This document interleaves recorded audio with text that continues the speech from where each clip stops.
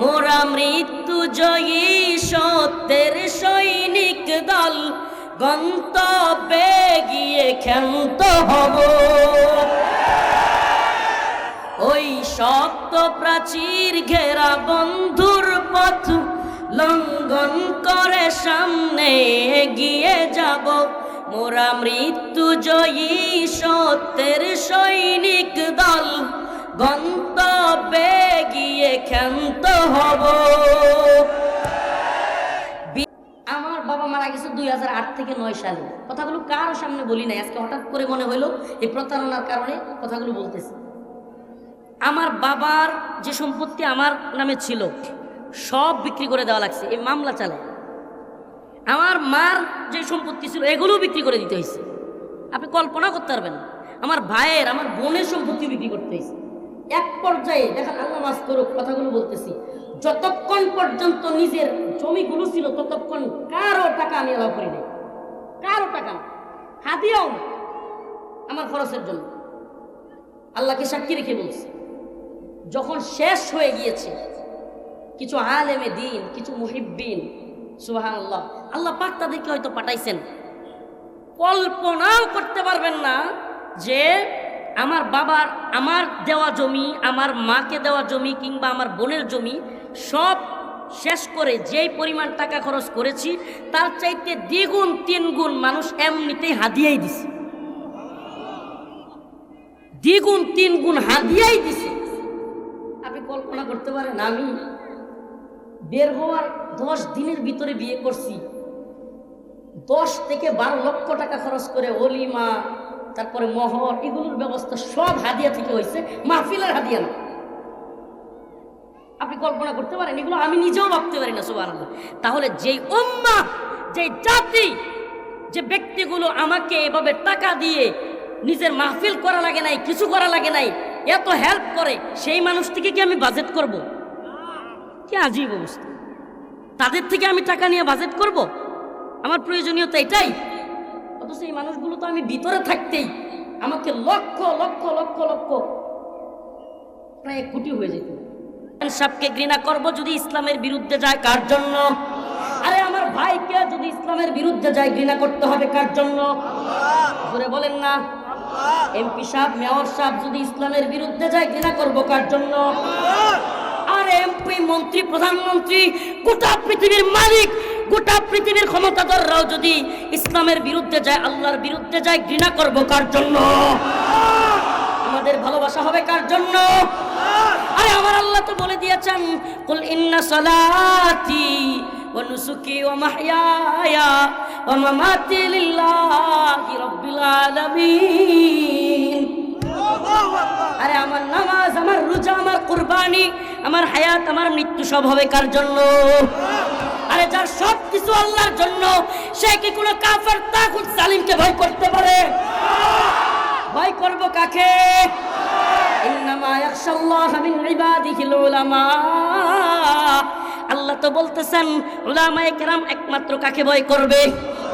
আরে উলামায়ে কেরামের যদি তাগুতের ভয় থাকে, জালিমের ভয় থাকে, আমি তো বলবো তার ঈমান এখনো খাঁটি হয় নাই। আমার আল্লাহ ঈমানদারের সিফাত, আমার আল্লাহ রাব্বুল আলামিন আলেমদের সিফাত বর্ণনা করেছেন, ইন্নামা ইয়াখশাল্লাহা মিন ইবাদিহিল উলামা। আলেম ভয় করবে কাকে?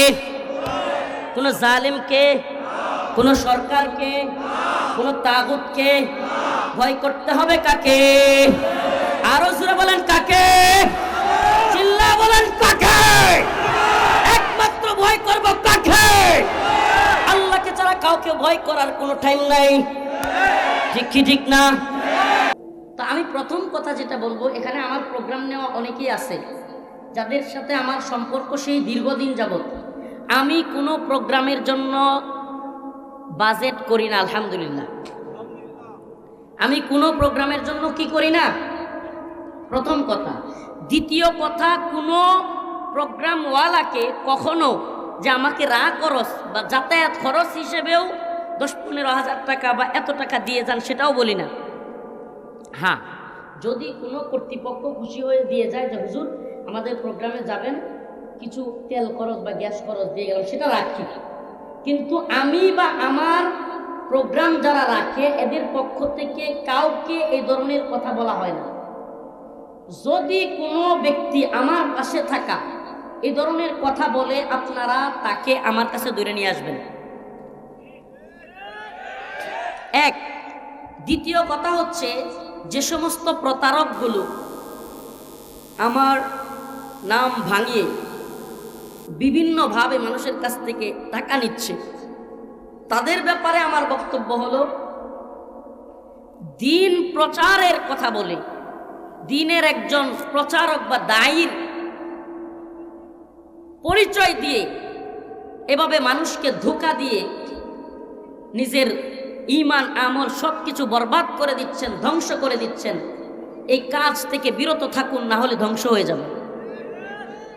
আর যারা প্রতারিত হচ্ছেন তাদের প্রতি রাগ আমার একটু বেশি, কারণ আপনি এই ডিজিটাল যুগে, গ্লোবালাইজড এই যুগে, আপনি আমার পাশে থাকা কোনো ব্যক্তির পরিচয় না জেনে বা আমার সাথে কথা না বলে অ্যাডভান্স টাকা দিয়ে দিবেন। আপনার এত টাকা হয়েছে কেন? আপনি অ্যাডভান্স টাকা দিয়ে দিবেন, আমার মাহফিলের পোস্টারে নাম লিখে ফেলবেন, অথচ আপনি আমার সাথে কথাই বলেন নাই, কিছুই করেন নাই। এটা কি আরেকটা প্রতারণা না? মুমিন ধোঁকা দেয় না, মুমিন ধোঁকা খায় না। কথা ভালোভাবে বুঝেন। এজন্য ধোঁকা দেওয়াও যাবে না, ধোঁকা খাওয়াও যাবে না। আমাদেরকে সতর্ক থাকা লাগবে কি লাগবে না?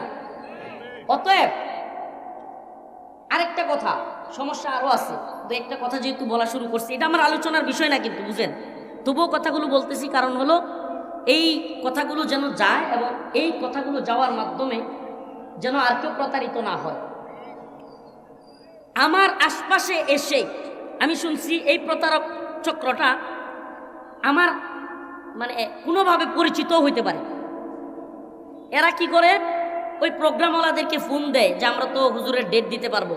তখন যখন ডেট দেয় তখন বলে যে অ্যাডভান্স কিছু পাঠান। তখন ওই প্রোগ্রামওয়ালারা বলে তাইলে হুজুরের সাথে আমাদেরকে একটু কথা বলান। তখন ওরা কি করে, হঠাৎ করে কেউ এসে বলে, হুজুর একজন লোক আপনার সাথে একটু কথা বলতে, একটু বলেন, সালাম দেন। ভাই বুঝতেছেন? তখন কিন্তু স্বাভাবিকভাবে একটা পরিচিত মানুষ যখন ফোনটা ধরাইয়া দেয়, আপনি কি করবেন? এই মেয়ে কথা বলবেন না, বলতে পারবেন? ভিডিও কলে নিয়ে এসে একটা মানুষকে কলে ধরাইয়া দিচ্ছে যে হুজুর একটু সালাম দেন, আপনার খুব ভক্ত, দোয়া চায় আপনার কাছে। কথা বুঝতেছেন কি চালাকি? যে আমি সালামের উত্তর দিলাম, বাস স্ক্রিনশট দিয়ে, সেই হোয়াটসঅ্যাপের স্ক্রিনশট দিয়ে ফেসবুকে প্রচার করে দেয় আমার সাথে হুজুরের বিশাল সম্পর্ক, আমি মাহফিল দিতে পারবো। কি আশ্চর্যজনক বিষয় না? দেখেন, এই সিজনে প্রোগ্রাম নেওয়ার মতো সুযোগ আর নাই, প্রথম কথা। দ্বিতীয় কথা, আমি ব্যক্তিগতভাবে ছোট মানুষ, দীর্ঘদিন জেল খেটে আসছি, দীর্ঘদিন ভিতরে ছিলাম, শারীরিকভাবে অসুস্থ, পারিবারিক সমস্যা আছে। অতএব খুব বেশি প্রোগ্রাম নেওয়া বা অন্যান্যদের মতো অনেক বড়রা আছেন যারা 2টা 3টা 4টা করেও প্রোগ্রাম করেন, কিন্তু আমি মাযুর মানুষ, 1টা থেকে 2টা প্রোগ্রাম করি, তাও প্রতিদিন পারি না। গলা বসে যায়, শরীর দুর্বল হয়ে যায়, অনেক সময় মেরুদণ্ডে ব্যথাও করে। সিরিয়াসলি বলতেছি, আপনি বুঝবেন না এটা।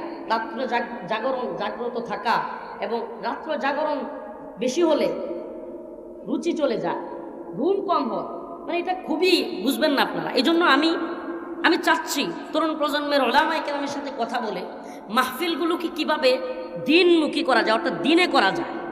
এই রাত্রে মাহফিল করে আমাদের সবচাইতে বড় যেই প্রবলেমটা হচ্ছে সেটা হলো, যারা অন্যান্য দিন ফজরের নামাজ পড়ে না, এরা তো মাহফিলের দিন ফজর পড়েই না।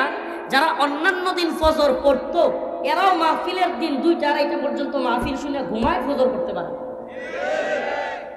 কি হালত! একদিন ফজরের নামাজ কাজা করা 1 লক্ষ বা 1 কোটি মাহফিলের চাইতেও অধিক গুনাহ হয়।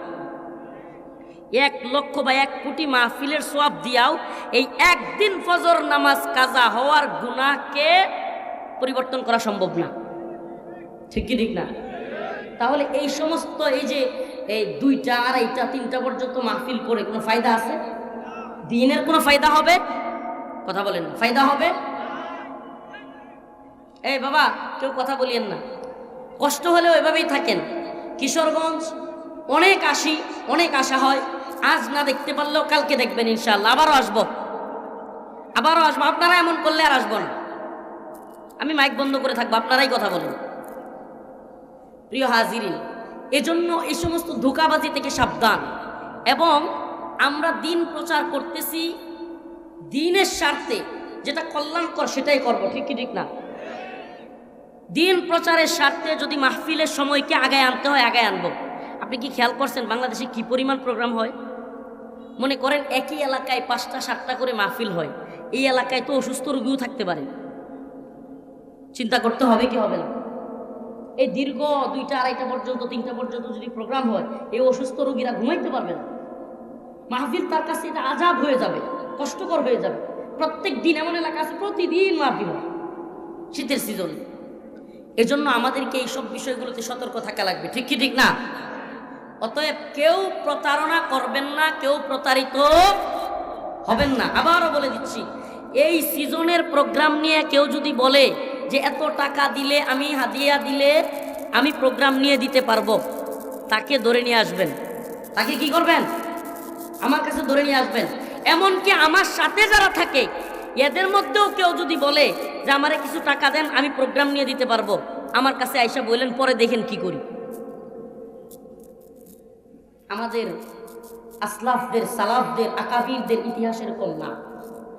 চাহিদা আছে বলেই, লক্ষ জনসমাগম হয়ে যায় বলেই, হাজার হাজার মাহফিলের দাওয়াত আসে বলেই প্রোগ্রাম টাকা অ্যাডভান্স করা, এটা দিনের বিশাল ক্ষতি হয়ে যায়।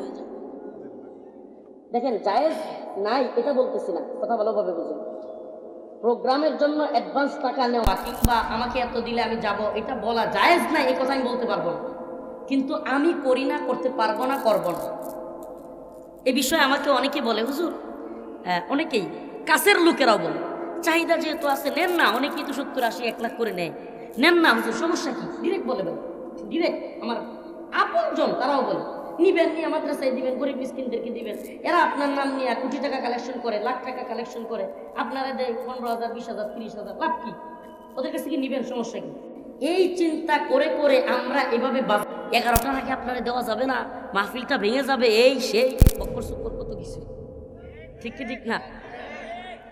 আসলে আমাদের আল্লাহ মাফ করুক, আমি ছোট হইতে পারি, আমার গায়রতের সাথে এগুলো যায় না। আলহামদুলিল্লাহ, ছোটবেলা থেকে গায়রতের সাথে এগুলো ন্যূনতম যায় না। আমাকে কেউ বলবে এটা করেন, এটা করিয়েন না, ওইটা বলেন, ওইটা বলিয়েন না, বেটা তোর প্রোগ্রাম করবো না, টাইম নেই। এগুলোর কোনো ড্যাম কেয়ার, এগুলোতে কোনোভাবে আমি এটা অ্যালাউ করি না যে আমাকে হাদিয়া দিয়া বলবে এই সময়ে করেন, ওই সময় এটা বলিয়েন না, ওটা বলিয়েন না। আমাদের এই যে এই সভাপতি সাহেবকে একটু বাসায় দিয়েন, অমুক তো 1 লাখ টাকা দিছে, এই করেন সেই করেন, এগুলো আমার দিয়ে চলে না, এগুলো হয় না। এজন্য আমরা বাজেট করতেও পারি না, কথা বুঝছেন না? এজন্য আমরা বাজেট করতেও পারি না, করিও না, দরকারও নাই। অবাক হয়ে যাবেন, আজকে কিছু কথা বলেই ফেলি। দেখেন, আয়াতে কারিমা তিলাওয়াত করেছি একটা, ওইটার আলোচনা পরিপূর্ণ আলোচনা করব, কিন্তু কথাগুলো জরুরি, কথাগুলো খুব জরুরি, শুনে রাখেন। আমি যখন থেকে মামলার খরচ চালাচ্ছে আমার পরিবার, আমার বাবা মারা গেছে 2008-9, আমার এই যে এই ভাইয়েরা আমার এলাকার, আবুল হোসেন ভাই বা মুজাম্মেল ভাই, আপনাদের এলাকায় যারা থাকে, আর আমার এলাকার লোক, এই মাদ্রাসাটার যারা পরিচালনা করে, ওনারা জানে, বা আমাকে যারা চিনে এরা সবাই জানে, আমার বাবা মারা গেছে 2008 থেকে 9 সালে। কথাগুলো কারো সামনে বলি নাই, আজকে হঠাৎ করে মনে হইলো এই প্রতারণার কারণে কথাগুলো বলতেছি। আমার বাবার যে সম্পত্তি আমার নামে ছিল সব বিক্রি করে দেওয়া লাগছে এই মামলা চালায়। আমার মার যে সম্পত্তি ছিল এগুলোও বিক্রি করে দিতে হয়েছে, আপনি কল্পনা করতে পারবেন না। আমার ভাইয়ের, আমার বোনের সম্পত্তি বিক্রি করতে হয়েছে। এক পর্যায়ে দেখেন, আল্লাহ মাফ করুক, কথাগুলো বলতেছি, যতক্ষণ পর্যন্ত নিজের জমিগুলো ছিল ততক্ষণ কারো টাকা আমি অ্যালাউ করি নাই, কারো টাকা হাদিয়াও না, আমার খরচের জন্য। আল্লাহকে সাক্ষী রেখে বলছি, যখন শেষ হয়ে গিয়েছে, কিছু আলেমে দিন, কিছু মুহিব্বিন, সুবহানাল্লাহ, আল্লাহ পাক তাদেরকে হয়তো পাঠাইছেন, কল্পনাও করতে পারবেন না যে আমার বাবার, আমার দেওয়া জমি, আমার মাকে দেওয়া জমি কিংবা আমার বোনের জমি সব শেষ করে যেই পরিমাণ টাকা খরচ করেছি তার চাইতে 2 গুণ মানুষ এমনিতেই হাদিয়াই দিছে, 2 গুণ 3 গুণ হাদিয়াই দিছে। কল্পনা করতে পারেন, আমি বের হওয়ার 10 দিনের ভিতরে বিয়ে করছি, 10 থেকে 12 লক্ষ টাকা খরচ করে অলিমা, তারপরে মোহর, এগুলোর ব্যবস্থা সব হাদিয়া থেকে হয়েছে, মাহফিলের হাদিয়া না। আপনি কল্পনা করতে পারেন? এগুলো আমি নিজেও ভাবতে পারি না, সুবহানাল্লাহ। তাহলে যেই উম্মাহ, যেই জাতি, যে ব্যক্তিগুলো আমাকে এভাবে টাকা দিয়ে নিজের মাহফিল করা লাগে নাই, কিছু করা লাগে নাই, এত হেল্প করে, সেই মানুষটিকে কি আমি বাজেট করব? কি আজীব অবস্থা! তাদের থেকে আমি টাকা নিয়ে বাজেট করব? আমার প্রয়োজনীয়তা এটাই? অথচ এই মানুষগুলো তো আমি ভিতরে থাকতেই আমাকে লক্ষ লক্ষ লক্ষ লক্ষ, প্রায় 1 কোটি হয়ে যেত, এত টাকা দিছে। মানে ফ্যামিলিকে দেওয়া, আমার জেলখানায় পাঠানো, মামলার খরচ চালানো, অনেকগুলো মানুষ, নাম বলতে বলতে অনেক লম্বা হয়ে যাবে, অনেক লোক, হেফাজতের শীর্ষ নেতৃত্ব কিংবা আপনার সাধারণ মানুষ, ব্যবসায়ী, দিনদার, এমন অনেক লোক। সুবহানাল্লাহ। আসলে এটা আপনাদের আমার প্রতি ভালোবাসা। এই যে এতগুলো মানুষ এখানে চলে আসছে, সুবহানাল্লাহ ওয়া বিহামদিহি। এই বাদামওয়ালা ভাই, এভাবে ঘোরাঘুরি করিয়েন না, বসেন। আপনার বাদাম সব বিক্রি করে দেওয়া হবে ইনশাআল্লাহ, সমস্যা নেই, আমারও দিয়ে যান পরে শেষে। এখন বসেন।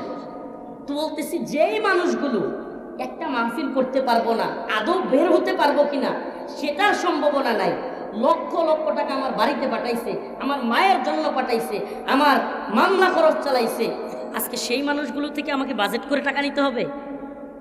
হ্যাঁ, কথা বলেন না। এই জন্য বাজেট, ন্যূনতম কোনো বাজেট বলতে কোনো শব্দ আলহামদুলিল্লাহ আমার কাছে নাই। কথা ভালোভাবে বুঝবেন।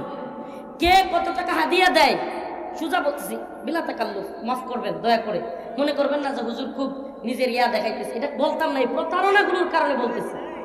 কে কত টাকা হাদিয়া দেয় দেখিও না, কে কত টাকা হাদিয়া দেয় কি করি না, কথা শুনতেছেন না, দেখিও না।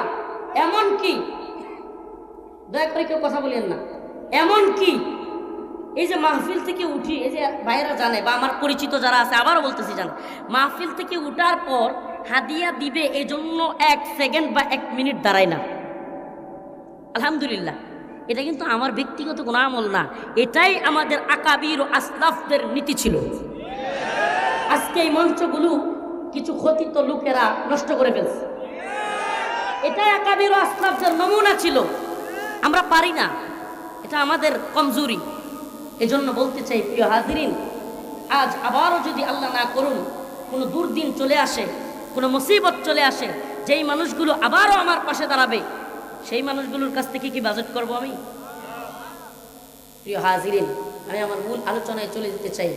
আচ্ছা, ওই যে এখানে এরা কারা, এই যে কিসের উপরে দাঁড়াইছে এগুলো? বালুর ট্রাক, বালুর টাল, পইরা আবার ব্যথা পাবে না তো? আহা, কি অবস্থা! কেউ পইরা ব্যথা পায়েন না, কিন্তু ধাক্কা ধাক্কি করিয়েন না। আবার এই যে বয়ানের জোসে তাকবীর দিতে গিয়ে সব একসাথে করিয়েন না। বয়ান আস্তে আস্তে আস্তে, বয়ানের জোসে তাকবীর দিতে গিয়ে এরা কিন্তু আমার মনে হচ্ছে অনেক উঁচুতে আছে। যদি কোনোভাবে একজন উপার্জনের পরে হাত পা কিন্তু ভাঙতে পারে। তো আমি আপনাদের সামনে যে আয়াতে কারিমা তিলাওয়াত করেছিলাম, সেই আয়াতের দিকে চলে যেতে চাই। তার আগে আমি একটা কাজ করতে চাই, কোনো মাহফিলে করি না, এরা আমার ভাই তো এজন্য করে ফেলবো, মনে কষ্ট নেবেন। কয়েকটা রুমাল ছেড়ে দিব এই মাদ্রাসাটার জন্য, কয়েকটা রুমাল, দাঁড়ান একটু রুমালগুলো নিয়ে উঠে যান, কিছু 10 টাকা 20 টাকা আমি কিছু দিয়ে শরিক হই। আসলে এই মাদ্রাসাগুলো এভাবেই চলে, আপনাদের দান সদকা এগুলোর মাধ্যমেই চলে। দেন আমি শুরু করলাম, তারপরে বয়ান শুরু করি। হ্যাঁ, মনে কিছু নেবেন না তো? একটু মাদ্রাসাটার ফায়দার জন্য শুধু রুমাল, আর কিচ্ছু বলবো না। এগিয়ে যাব মোরা মৃত্যু জয়ী সত্যের সৈনিক দল, গন্তব্যে গিয়ে ক্ষান্ত হব। ওই শক্ত প্রাচীর ঘেরা বন্ধুর পথ লঙ্ঘন করে সামনে এগিয়ে যাব মোরা মৃত্যু জয়ী সত্যের সৈনিক দল, গন্তব্যে গিয়ে ক্ষান্ত হব। বিশ্বভুবনে মুদের উপমা মোরা ফুল সম তলোয়ার সম।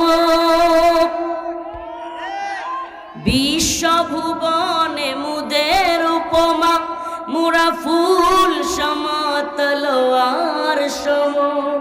সুবাস ছড়াবো কভু জালিমের রক্তে, জগৎ ভাসিয়ে ক্ষান্ত হব।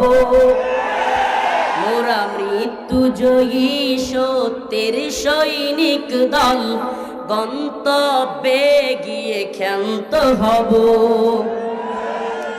মোরা একে আল্লাহ বিশ্বাসী, কুফর শিরিক মোরা মানি না। মোরা একে আল্লাহ বিশ্বাসী, কুফর শিরিক মোরা মানি না। আল্লাহর জমিনে তাগুতি হুকুমত ধ্বংস করে মোরা শান্ত হব।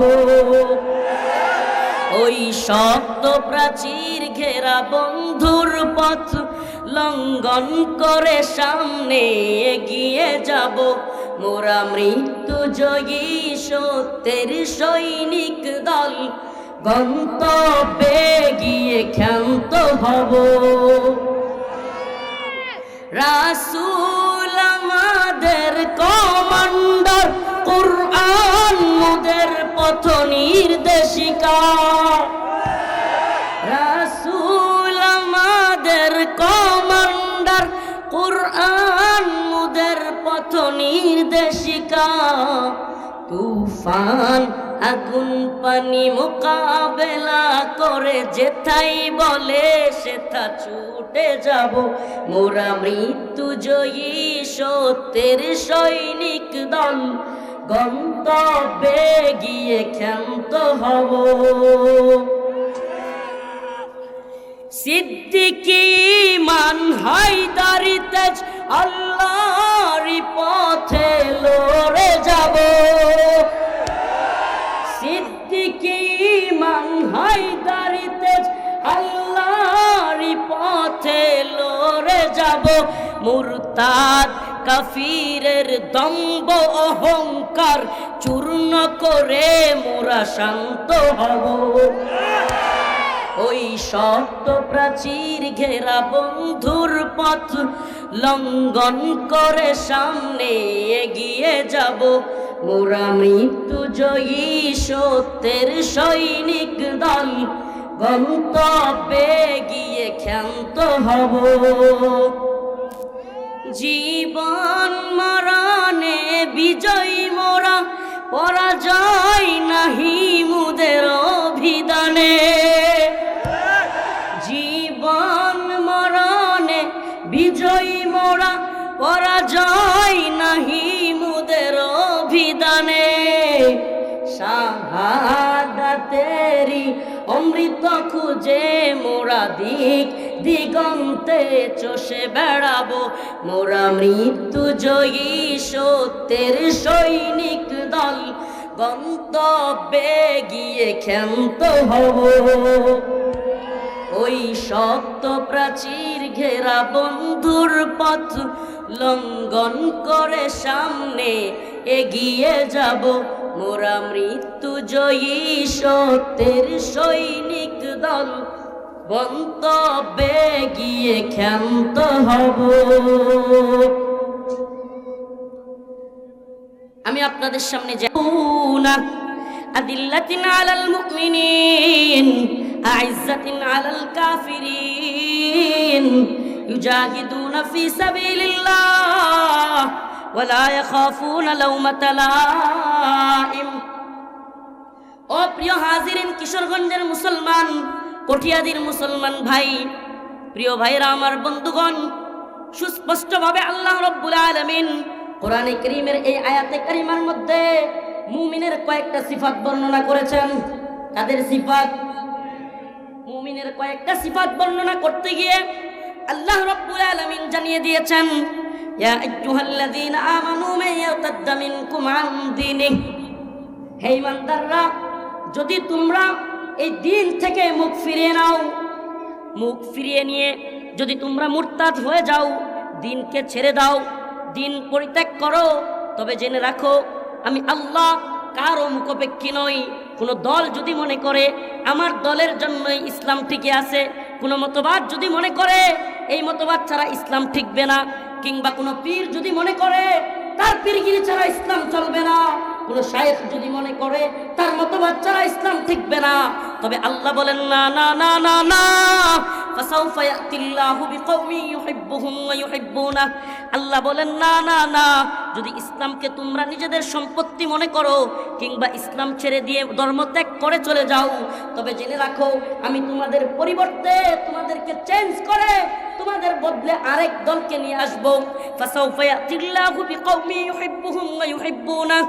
আল্লাহ বলতেছেন তাদের সিফাত হবে, তাদের গুণ হবে, আর তাদের পরিচয় হবে তারা আমাকে ভালোবাসবে, আমিও তাদেরকে ভালোবাসবো।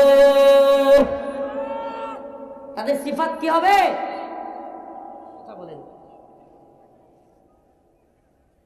এরা বলতেছে হুজুর 3 বছর পরে আসছেন, একটু দেখতেছি আপনি কি বলতেছেন আসলে তেমন খেয়াল করতেছি না।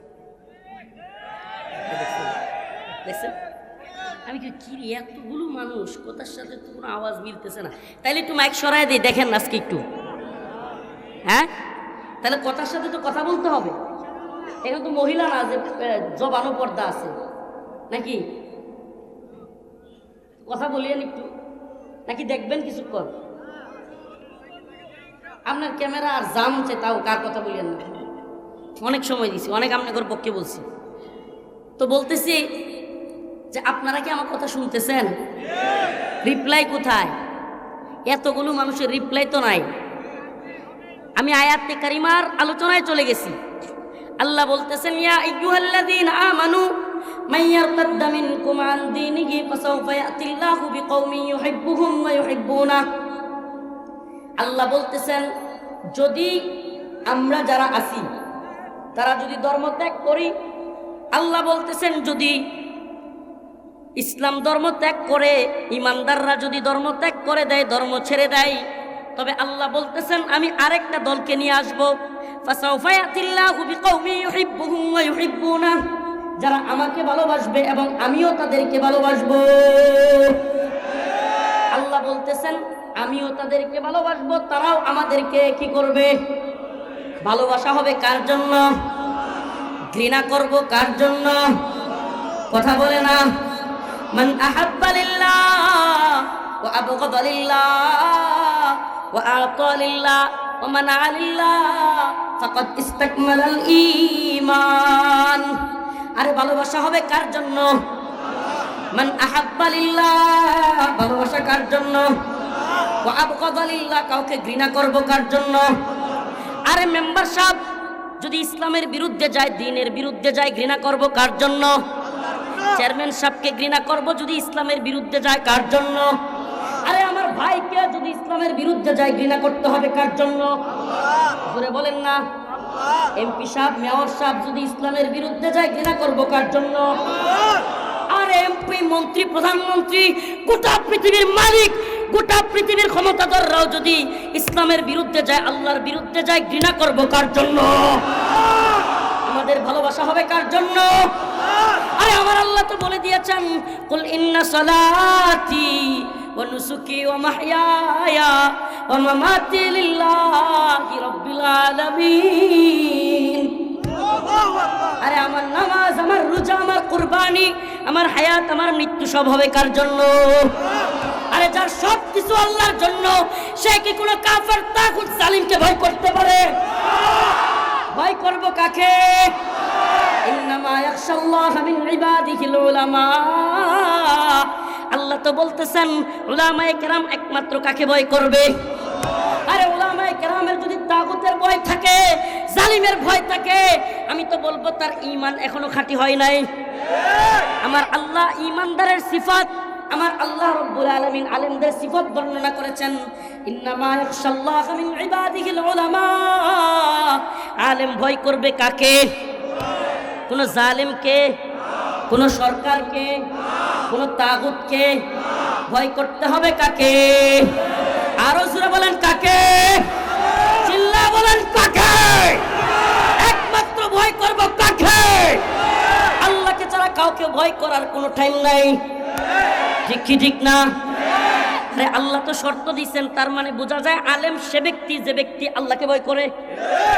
আল্লাহকে ভয় না করে গায়রুল্লাহকে ভয় করে এমন ব্যক্তি আলেম হতে পারে না। লা গালিবা ইল্লাল্লাহ, আল্লাহ ছাড়া কোনো বিজয়ী নাই। ঠিক কি ঠিক না?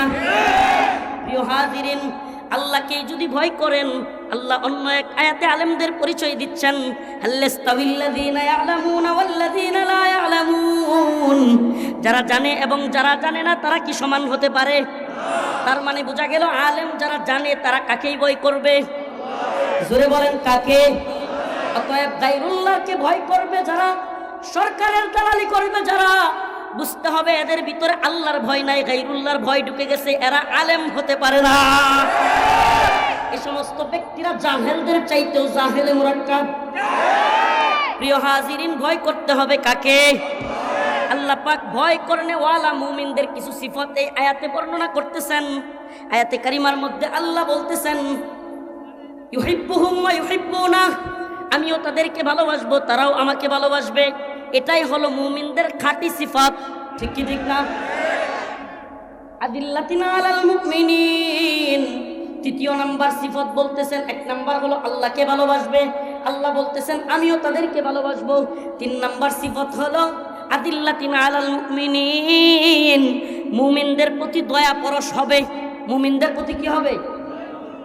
এক মুমিন আরেক মুমিনের সাথে সম্পর্ক কি থাকবে? ভাতৃত্বপূর্ণ। কোনো আলেমকে অন্য আলেম কোনো কথা বলে ফেললেও ক্ষমা সুন্দর দৃষ্টিতে দেখতে হবে। এক মুমিন ভাই কিছু বলে ফেলছে, সেটাকে ক্ষমা সুন্দর দৃষ্টিতে দেখতে হবে। আমাদের কঠোরতা, আমাদের ভয়াবহতা, আমাদের আশিদ্দা একমাত্র কুফফারদের জন্য। কোনো মুমিনকে মারা, হত্যা করা, এটাকে হারাম করা হয়েছে কি হয় নাই? এক মুমিনের জন্য অন্য মুমিনের জান, মাল, রক্ত সবকিছু হারাম করা হয়েছে, সম্মান, ইজ্জত সব হারাম করা হয়েছে। অতএব জমি সংক্রান্ত ঝগড়া কিংবা বিভিন্ন ঝগড়া, আরে আপনি এক শায়েখকে পছন্দ করেন, আরেকজন আরেক শায়েখকে পছন্দ করে, ব্যাস আপনার শায়েখের বিরুদ্ধে কেউ কিছু বলছে, আপনি গালাগালি শুরু করে দিচ্ছেন। এটা করবেন না, এটা করবেন না। প্রিয় যুবক ভাইয়েরা, আপনাদেরকে বলি এটা করবেন না। আপনি বুঝতেছেন না, সেই হিটলারের প্রোপাগান্ডা মেশিন এখনো চলতেছে। এরা আজও প্ল্যান করে, ডিভাইড অ্যান্ড রুল প্লে করে আপনার আমার মধ্যে, উলামায়ে কেরামের মধ্যে বিভিন্ন দ্বন্দ্ব, বিভিন্ন ফিরকা তৈরি করে সুকৌশলে, আরে এটা এদের কৌশল না, এটা আমেরিকার র্যান্ড কর্পোরেশনের কৌশল। এই কৌশল গোটা বিশ্বব্যাপী এরা ছড়িয়ে দিয়ে আলেমদের মধ্যে বিভিন্ন ফিরকা তৈরি করে, এমনকি আমাদের এই জাতির মধ্যে, মুসলিম উম্মার মধ্যে ফাটল তৈরি করে দিয়ে এই রুল প্লে করে ওরা এক ধরনের ডায়লগ তৈরি করেছে বাংলায়, যেটার অর্থ হলো মুসলিমদের মধ্যে বিভেদ তৈরি করো, আরামসে শাসন করো। বিভেদ তৈরি করো, আরামসে শাসন করো, বাস। আজকে জাহেলের দল। আমি তো প্রায় প্রোগ্রামে বলতেছি, বর্তমান বিশ্বের যে সমস্ত ব্যক্তিরা শাসন ক্ষমতায় আছে, অবাক হয়ে যাবেন বললে, হুজুর ছোট মানুষ কি বলে। আমার এদেরকে দেখে মনে হয় এক পাল ভেড়া ছিলেন তো, এক পাল ভেড়া পালার যোগ্যতা এই সমস্ত ব্যক্তিদের নেই। এদের অবস্থা এতই জাহেল, এদের কথাবার্তা শোনার মতো রুচি কোনো সুস্থ বিবেক সম্পন্ন মানুষের থাকে না। এরা আজকে বিশ্ব শাসন করে। হায় রে পাগলের দল। এটার কারণ কি? হাসেন। এটার কারণ হলো আজ যোগ্য ব্যক্তিরা চামচা হয়ে গেছে। আমি মাঝে মাঝে জেলখানায় বসে বসে টেনশনে পড়ে যেতাম, একলা একলা থাকতাম তো রুমে, বিভিন্ন টেনশন আসতো। দীর্ঘদিন থাকলে যা হয়, রুমে আইরি এত আলেম, এত হাফেজ, এত শাইখুল হাদিস, এত জজ ব্যারিস্টার, এত এত যোগ্য মানুষ, বিসিএস ক্যাডার, পাগলের দল কেমনে শাসন করে আমার মাথায় ধরতো না। এইগুলো না, শুধু এখন যারা শাসন করতেছে এরা না, যারা থাকে বা যারা ছিল সব তো কথা বলেন অবস্থা কি? এরা বিবেকবান? প্রিয় হাজিরিন, আমি চিন্তা করে পাইতাম না, পরে চিন্তা করে দেখলাম, নিজেই মনে মনে একটা উত্তর পাইছি। উত্তরটা বলবো? উত্তর পাইছি যে দেশের প্রধান বিচারপতি থেকে নিয়া, যে দেশের বিচারপতিরা চামচা, যে দেশের আমলারা চামচা, যে দেশের পুলিশ চামচা, যে দেশের উকিল চামচা, যে দেশের বক্তা চামচা, যে দেশের শাইখুল হাদিস চামচা, যে দেশের কি বলে মুফতি চামচা, যে দেশের সবচেয়ে বড় মসজিদের ইমাম খতিব চামচা, সে দেশে এদের চাইতে ভালো শাসক কোত্থেকে আসবে? কে আজীব দেশ। এদেশে কি উমর রাদিয়াল্লাহু আনহুর মতো শাসক আসবে? সব তো চামচা। এক একটা কওমি জননী এক একটা এখনই জান্নাতে পাঠিয়ে দিচ্ছে। শুনেন শুনেন শুনেন, যে দেশে সব চামচায় পড়ে গেছে এদেশে কি উমর রাদিয়াল্লাহু আনহু আসবে শাসন করতে? আগে বুঝেন, আল্লাহ পাক সেই জাতিকে পরিবর্তন করে না যারা আগে নিজেরা পরিবর্তন হয়। খুব ভালোভাবে বুঝবেন এই কথা, কোরআনে আসছে, আমার মুখের কথা না। আল্লাহ পাক আগে বলছেন আমাদের কি পরিবর্তন হতো, তারপরে আমাদের শাসকরা পরিবর্তন হবে। নিজেকে পরিবর্তন করতে হবে। লিমা তাকুলুনা মা লা তাফআলুন, ওই কথা কেন বলো যা নিজেই করো না। আজ আমাদের অবস্থা এমন হয়েছে, হালত এমন হয়েছে, ছোট্ট থেকে ছোট্ট একটা চাকরির জন্য, ছোট্ট থেকে ছোট্ট একটা কিছু কাজের জন্য এমন এমন ফাসেক জালেমের, ইয়াবাখুর, মদখুর, ঘুষখুর আমি জানি, আমি ইমাম সাহেব হইয়াও তার চামচামি করি, আমার একটু ফায়দা হবে। আশ্চর্যজনক কথা, এটা বুক ফেটে যাওয়ার মতো অবস্থা। কি হয়েছে? মাদ্রাসায় 5,000 টাকা দান করবে, এজন্য ঘুষখুরের পিছনে ছুটছে হুজুর। বাহ মাশাআল্লাহ, আপনি তো ছুটছেন না, আপনি ঘুষখুরের লাইসেন্স দিচ্ছেন। আমি এজন্য আমার প্রোগ্রাম যারা নিবেন বা নিয়েছেন তাদের জানায়া দেই, চিহ্নিত কোনো ঘুষখুর সুদখুরের কাছ থেকে টাকা নিয়ে আমার হাদিয়া দিবেন না। মাহফিলের হাদিয়ার আমার দরকার নাই। কথা বুঝেন, ভালো করে বুঝেন বাবা। দিনটাকে আমরা এখন হাসির পাত্র বানাইছি, দিন বুঝি না, দিনই গায়রত আমাদের মধ্যে নাই, হারায় গেছে আমাদের মধ্যে। আজকে ঘুষখুর চেয়ারের উপর এভাবে পা তুলে আলেমুল আমাদের সামনে বসে থাকে, আমাদের সামনে তো পারে না। সমস্যাটা কোথায়? সমস্যাটা আমরা তৈরি করছি, একদিনে হয় নাই। আমাদের গায়রত হারায় গেছে, আমাদের গায়রত নাই। আজ উলামায়ে কেরামের এই সম্মানহানি কিংবা ইসলামিস্টদের এই সম্মানহানির পিছনে বড় ভূমিকা আমাদের নিজেদেরই। বেয়াদবি মাফ করবেন, বেয়াদবি মাফ করবেন, দয়া করে কেউ কষ্ট নেবেন না। কথাগুলো অনেক কষ্ট নিয়া, দরদ নিয়ে কথাগুলো বলতেছি, দরদ নিয়া, বুক ফাটা আর্তনাদ আমাদের। আজ আমাদের মাদ্রাসাগুলো আগের মতোই চলতো, আগের মতোই গায়রত নিয়ে চলতে পারতো, কিন্তু সমস্যাটা কোথায়? সমস্যাটা আমরা তৈরি করছি। প্রিয় হাজিরিন, বিশ্বাস করেন আমি নিজে দেখছি আমার রিমান্ডের সময় কিংবা বিভিন্ন সময়ে আমাদেরকে এরা যে মুহাব্বত, যে সম্মান দেখাইছে, অন্যান্য অনেক চাটুকার যেগুলো, এগুলো দেখায় না। এত চাটুকারিতা যেগুলো করে এগুলো দেখায় না। আসলে কি জানেন, যারা বিরুদ্ধে থাকে এরাও গায়রতওয়ালা মানুষকে পছন্দ করে। যারা বিরুদ্ধে থাকে তারাও চামচামি পছন্দ করে না, চামচামি দেখতে পারে না। আর চামচামি একটা না একটা পর্যায়ে খারাপ লাগবেই। বিশ্বাস করবেন কিনা, যদিও আমাদের কাছে নোবেলের কোনো দাম নাই, নোবেল পুরস্কার টুরস্কার এগুলোর কোনো মূল্য আমাদের কাছে নাই, কিন্তু যদি চামচামির জন্য নোবেল পুরস্কার থাকতো, সত্যি সত্যি বাঙালির কেউ পিছনে ফেলতে পারত। এটা আমি চ্যালেঞ্জ করে বলে দিতে পারি, লিখে নেন যে বাঙালিকে চামচামির জন্য যদি কোনো নোবেল পুরস্কার থাকতো, বাঙালিকে কেউ পিছনে ফেলতে পারতো। এমনকি 1 থেকে 100 পর্যন্ত সিরিয়াল সব বাঙালি থাকতো। এত চামচা চামচা, এই কথা বলিয়েন না, এত চামচামি আমরা শিখছি। লা হাওলা ওয়ালা কুওয়াতা ইল্লা বিল্লাহ। আমি আমার আশপাশে যেগুলো থাকে এগুলোরে বলে দিছি, জি হুজুর করলেই খেদায় দিই, যেটা আমার খালি জি হুজুর করবে। আমি এদেরকে ওপেন লাইসেন্স দিছি, আমার কোনো ভুল হইলে সমালোচনা করবে, ওপেন লাইসেন্স দিছি। যে আমাকে আগে তুমি বলতো এখন আপনি বলে, এরা আমি সরাই দিই। সত্যি আমাকে যে আগে তুমি বলতো বড়, এখন আপনি বললে আমার রাগ নেই। কেন আপনি এটা বলবেন? এটা তো চামচামি শুরু করছে। প্রিয় হাজিরিন, এই চামচামিগুলো দূর করতে হবে। আমাদেরকে আগে পরিবর্তন হতে হবে, তবেই এই উম্মার পরিবর্তন আসবে। তবে একটা সুসংবাদ দিয়ে যাই, শুধু সুসংবাদ বলার জন্য বলা না, আলামত বলতেছে আগামী দিনের এই ভূখণ্ড ইসলামের ভূখণ্ড। আলামত বলতেছে এই ভূখণ্ডে আবার ইসলামী শাসন আসবে। সুলতান সালাত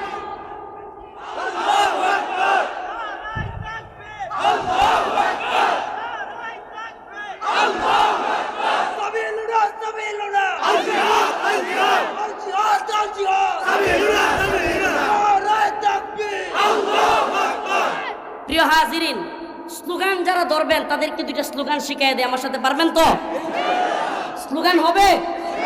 পারবেন তো? আমি বলবো হয়তো শরীয়ত, আপনারা বলবেন নয়তো শাহাদাত। পারবেন তো? হয়তো শরীয়ত, হয়তো শরীয়ত। আমি বলবো ইম্মা শরিয়া, যারা আরবি পারেন তারা বলবেন ইম্মা শরিয়া, আমি বলবো আপনারা বলবেন ওয়া ইম্মা শাহাদা। পারবেন তো? আরবি যারা পারবেন পারেন তো? ইম্মা শরিয়া, ইম্মা শরিয়া, ইম্মা শরিয়া, হয়তো শরীয়ত, হয়তো শরীয়ত, হয়তো শরীয়ত।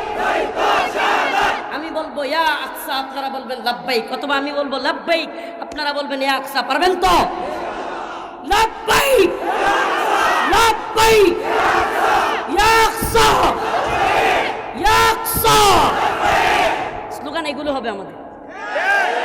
বাতিলদের অন্তরে, তাগুতদের অন্তরে, ইহুদিবাদী জায়নিস্ট ইসরায়েলের অন্তরে, আমেরিকানদের অন্তরে, পশ্চিমের অন্তরে কাঁপন ধরিয়ে দিতে হবে। ঠিক কি ঠিক না? রাজি আছেন তো ইনশাআল্লাহ? আবারও হয়তো শরীয়ত, এরা কারা মুখ বন্ধ রাখছে? শরীয়ত চায় না। শরীয়ত যারা চায় না আমার মাহফিল শোনার দরকার নেই, বের হন। ইসলামী শরিয়া অনুযায়ী ভূখণ্ড আবার শাসন হবে।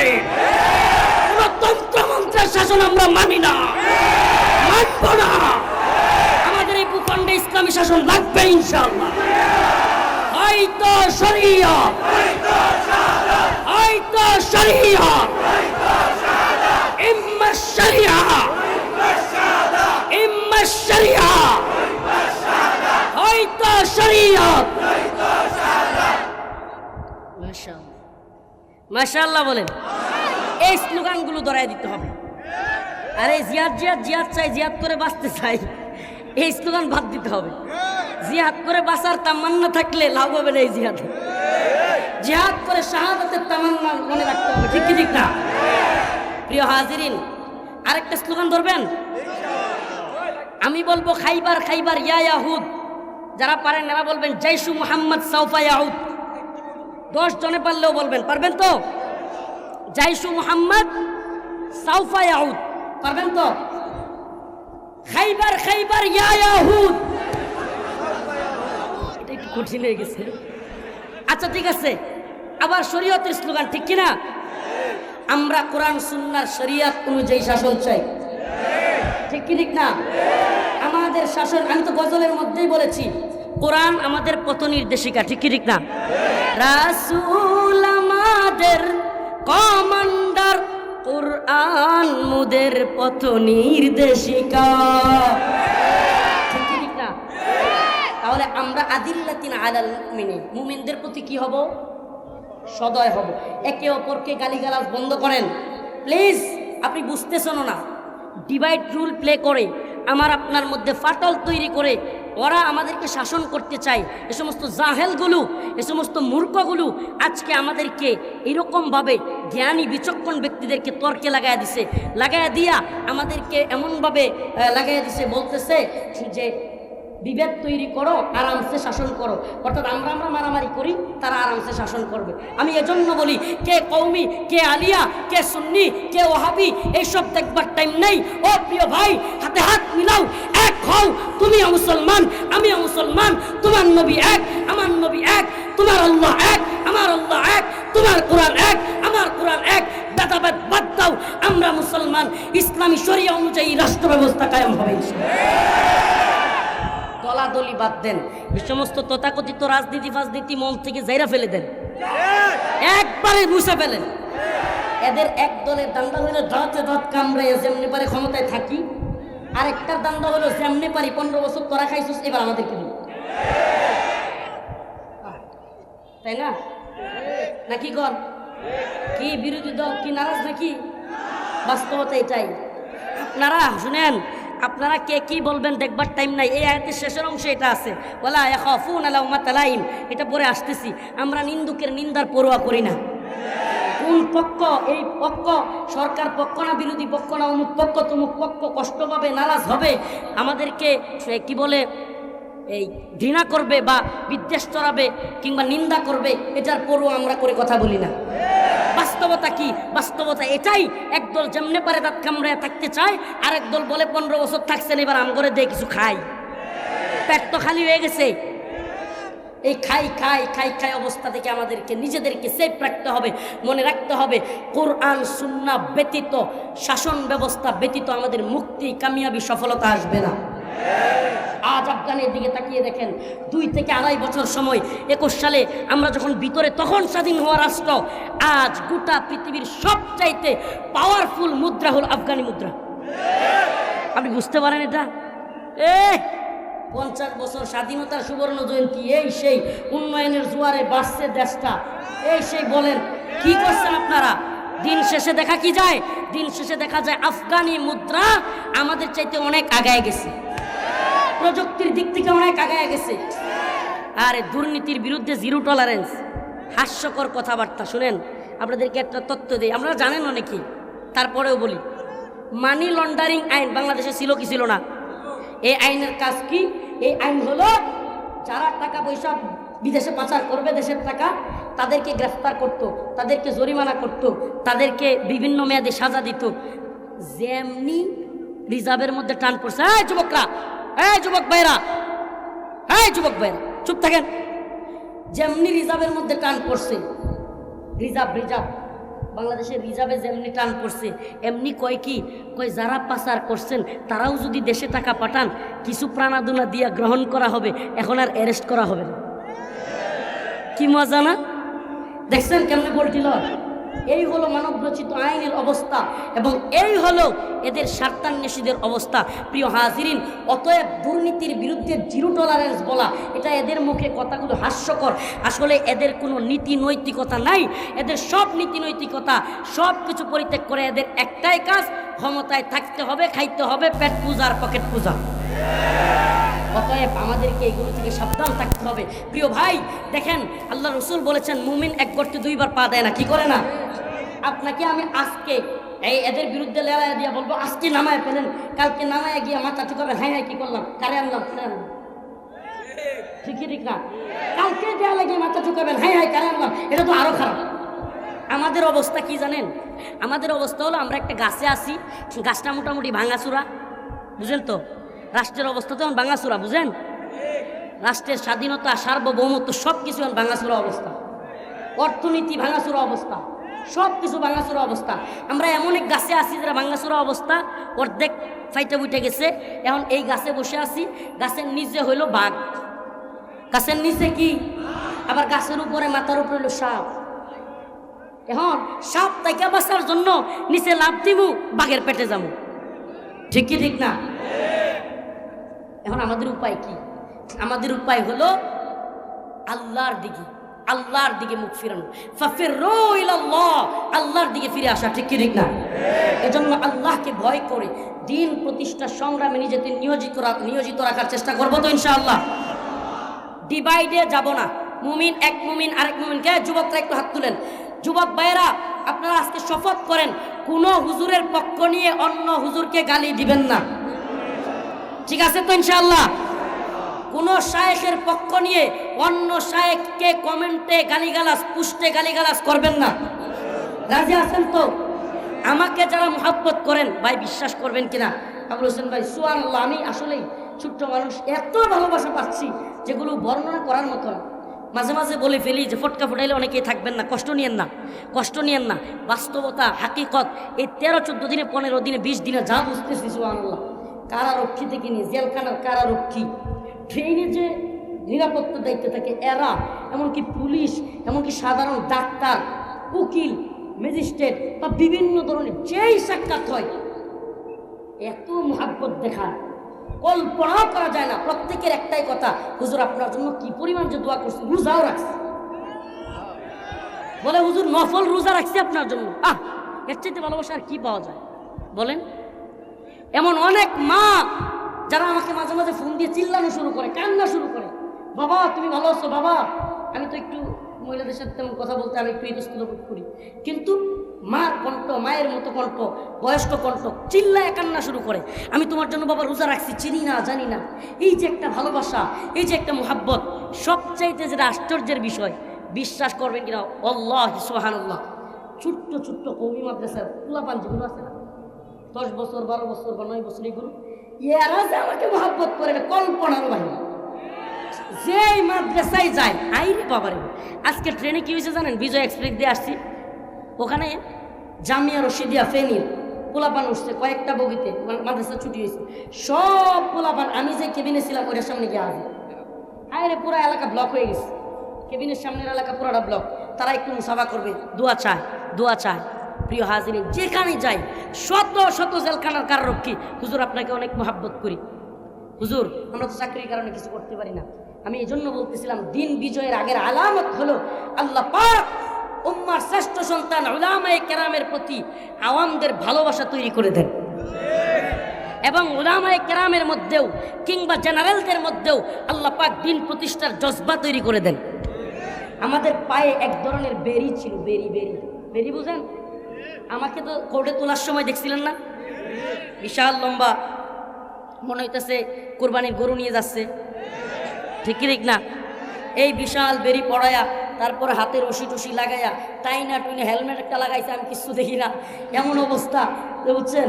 এরপরে লাগাইছে একটা এই বড় কোট, কি বলে পুলিশের যে নিরাপত্তা কোট, এটা এত বড় যে আমার পা পর্যন্ত যুদ্ধ হয়ে গেছে আমার, এখন আমি তো কিছুই দেখি না, এমনি চলতেছি। তো এই যে বেরি দেখছেন আপনারা, এটা আসল বেরি না, বরং কুফফার বিশ্ব আমাদেরকে, মুসলমানদেরকে মানসিক বেরি পড়াইছে। আলহামদুলিল্লাহ সুম্মা আলহামদুলিল্লাহ, এই মানসিক বেরি খুলে দিছে হামাসের ফিলিস্তিনের মুজাহিদরা। এরা গোটা পৃথিবীকে দেখায়া দিছে, মুসলিমরা চাইলে, মুসলিমদের ছোট্ট কোনো দল যদি, যুবকরা যদি হিম্মত নিয়ে দাঁড়ায় যায়, গোটা বিশ্বের সমস্ত পরাশক্তিকে, আয়রন ডোমকে, বিমান কামানকে মোকাবেলা করে বিজয় ছিনিয়ে আনতে পারে। লা গালিবা ইল্লাল্লাহ, আল্লাহ ছাড়া কোনো বিজয়ী, আল্লাহ ঘোষণাই দিয়েছেন, কাম মিন ফিয়াতিন কালিলাতিন গালাবাত ফিয়াতান কাসীরাতান বিইذনিল্লাহ। ছোট্ট দল যদি আল্লাহর রাস্তে, আল্লাহর দিকে তাওয়াজ্জু হয়ে, আল্লাহর দিকে বিশ্বাস রেখে দাঁড়ায়া যায়, বড় বড় দলের বিরুদ্ধে আল্লাহ ছোট্ট দলকেও বিজয়ী করবেন। প্রিয় হাজিরিন, এবার আসেন আইজ্জাতিন আলাল কাফিরিন। আমাদেরকে আল্লাহ তাআলা সিফাত বর্ণনা করতেছেন যে এমন একটা কওম যারা আমাকে মোহাব্বত করবে। 1 নম্বর সিফত, আমি তাদেরকে মোহাব্বত করব। 2 নম্বর, 3 নম্বর, তারা মুমিনদের প্রতি দয়াবান হবে, দয়াপরশ হবে। 4 নম্বর, আইজ্জাতিন আলাল কাফিরিন, কাফেরদের প্রতি তারা কঠোর হবে। কাফেরদের প্রতি আমাদেরকে কি হতে হবে? কেন? আজকে কয়েকজন যুক্তি দেয়, অল্প কথায় আমি আলোচনা শেষ করে দিচ্ছি। কাফেরদের প্রতি কেউ কেউ যুক্তি দেয় যে হুজুর আপনারা বুঝেন না, আপনারা ধর্মান্ধ, আপনারা মৌলবাদী, আপনারা আপনাদের চিন্তা চেতনা এই সীমিত করছেন। আসলে মুসলমান চিন্তা না করে যদি মানুষ চিন্তা করতেন তাহলে পাইতেন 700 কোটি, মুসলমান চিন্তা করে পাচ্ছেন 150 কোটি। আমি বলতে চাই, হে বুদ্ধিজীবী, তুমি আমাকে বলো, কোনো একটা দল বা কোনো ব্যক্তি জাহান্নামে যেতে চায়, আগুনে যেতে চায়, আমি কি তাকে আগুনে যেতে জাপ দিতে দিব? কথা বলেন, এটা কি বিবেকবানের কাজ হবে? তাহলে মুমিনের বিশ্বাস কি? মুমিনের বিশ্বাস হলো যারা কাফের তারা যাবে কোথায়? অতএব আমরা কাফেরদেরকে জাহান্নামের পথ থেকে বাঁচিয়ে জান্নাতের পথের দিকে দাওয়াত দেই, এটাই হলো সবচাইতে বড় উদারতা। ঠিক কি ঠিক না? এরপরে আল্লাহ বলছেন ইউজাহিদুনা ফি সাবিলিল্লাহ, তারা আল্লাহর রাস্তায় জিহাদ করে দিন প্রতিষ্ঠার জন্য। প্রয়োজনে আল্লাহর রাস্তায় জিহাদ করতে হবে, আল্লাহর রাস্তায় নিজেকে শহীদ করে দিতে হবে। ওয়ালা ইয়াখাফুনা লাউমাতা লাইম, কোনো নিন্দুকের নিন্দার পরোয়া করা যাবে। আল্লাহ পাক আমাদের সকলকে দ্বীনের পক্ষে কাজ করার এবং সর্বোচ্চভাবে দ্বীনকে বিজয়ী করার জন্য শাহাদাতের তামান্না নিয়ে এগিয়ে চলার তৌফিক দান করুন। আরো জোরে বলেন আমিন। وآخر دعوانا أن الحمد لله رب العالمين السلام عليكم ورحمة الله وبركاته। দয়া করে